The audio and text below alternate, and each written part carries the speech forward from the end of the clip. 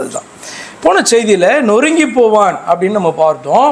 நொறுங்கி போவான் என்பதனுடைய அர்த்தம் என்னன்னா, இம்மையில் அவிசுவாசியாய் வாழ்ந்து அவிசுவாசியாய் மரிப்பவன் என்பதனுடைய அர்த்தம். அது இந்த பூமியில் நடக்கிறதான ஒரு காரியம். அதற்கு காரணம் பார்த்தீங்கன்னா மனிதன் தான் அதற்கு காரணம். விசுவாசிக்க மறுக்கிற மனிதன். நன்றாக புரிந்து கொள்ள வேண்டும் இந்த வார்த்தையினுடைய அர்த்தம் எல்லாம்.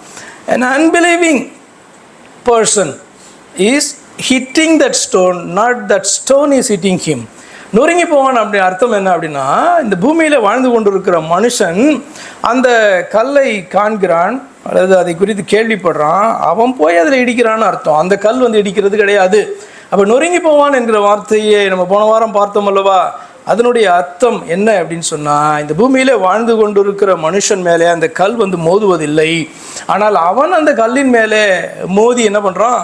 அவிசுவாசியாக வாழ்ந்து கொண்டிருக்கிறான் என்பதுதான் அந்த வார்த்தையினுடைய அர்த்தம். ஆனால் இன்றைக்கு செய்தி நசுக்கப்படுவான் அப்படின்றதான வார்த்தை. அப்போ நசுக்கப்படுவான் என்றால் மறுமையின் துவக்கத்திலே உண்டாகிறதான நியாய தீர்ப்பில் அவன் அழிக்கப்படுவான், அவனுடைய ஆத்துமா அழிக்கப்படும் என்ற வார்த்தை அந்த கருத்தாகும்.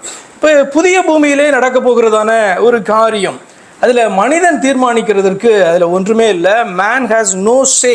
இந்த நாளில் பார்த்திங்கன்னா பீப்புள் ஹேஸ் மெனி சே. நான் விசுவாசிக்க மாட்டேன், நாளைக்கு விசுவாசிப்பேன், இப்படிலாம் என்ன பண்ணலாம்? நீ உனக்கு விருப்பமானபடியெல்லாம் நீ என்ன பண்ணலாம்? வாழலாம், நீ சொல்லலாம். சத்தியத்தை எத்தனை முறை கேட்டாலும் அதை அலட்சியம் பண்ணி கொண்டு இருக்கலாம். இதெல்லாம் உனக்கு கொடுக்கப்பட்டிருக்குதான சுதந்திரம். நீ என்ன பண்ணுற? கல்லில் நீ போய் முட்டிக்கிட்டே இருக்கிற அப்படின்னு அர்த்தம்.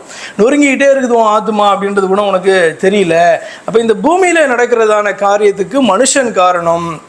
ஆனால் நசுக்கி போடும் கல் என்று சொல்லி மறுமையிலே நாம் பிரவேசிக்கும் போது முதல்ல நடக்க போகிறதான காரியமே என்னென்னா நியாய தீர்ப்பு. அதுக்கப்புறம் தான் பார்த்திங்கன்னா கம்ப்ளீட்டாக இட்டர்னல் லைஃப் என்று சொல்லப்படுகிறதான காரியம். அப்போ அந்த இட்டர்னல் லைஃபுக்குள்ளார் அவர்கள் போக முடியாதபடி உயிர்த்தெழுதலின் போது, அதை குறித்து அதிகமாக பேச வேண்டாம், இரண்டாம் உயிர்த்தெழுதல் என்கிறதான காரியத்தை நீங்கள் அறிந்திருக்கிறீங்க. அது அவிசுவாசிகளுக்கு உண்டாகிற உயிர்த்தெழுதல்.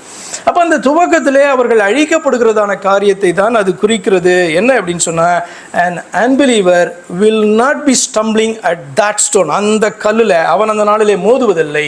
ஆனால் அந்த கல் அவன் மேலே மோதி அவனை நசுக்கி போடுகிறது தான் பார்த்திங்கன்னா நசுக்கிறதான கல் என்றதான வார்த்தையினுடைய அர்த்தம்.